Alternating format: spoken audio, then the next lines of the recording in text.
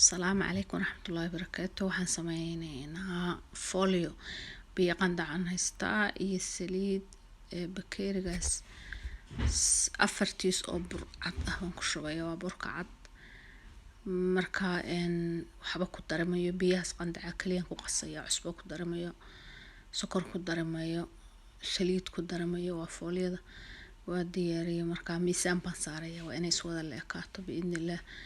foliyada day kala waaweynaato, mid baa khafiif noqonaysa, mid baa caata noqonaysa, mid baa butac noqonaysa.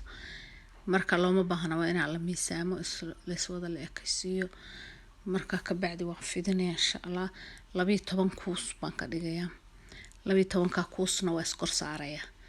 marka halka waxa ka soo baxaysa 52 xabo foliya, labada xabo kor haday xumaato 40 xabo nadiif ah ka soo baxaysa. ka saxankaas kaamirada way iga dintay marka bacdaasan ku daboolay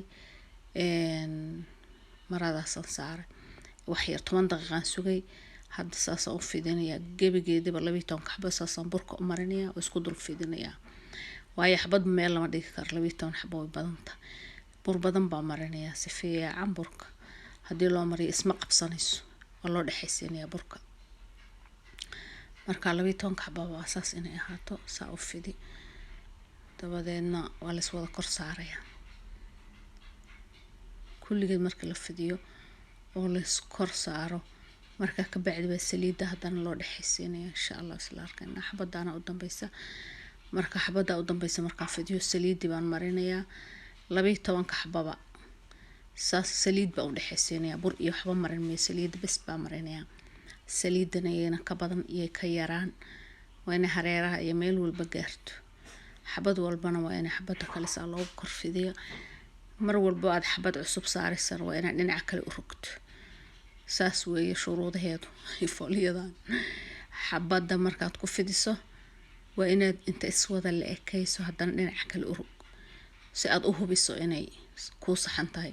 marka xabadna xabad ayna ka dheeraan, xabadna xabad ka gaaban, xabada khafiifin, xabada butac noqon.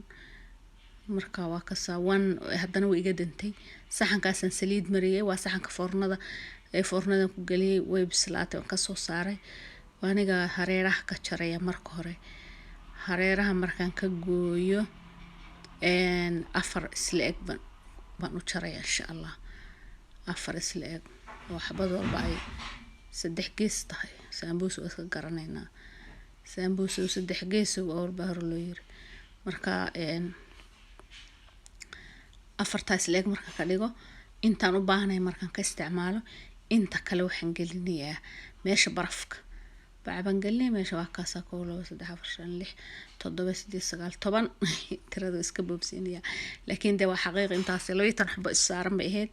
12 marka foliya abay noqonaysaa. konton laba maaha laakiin 48 aniga qalday.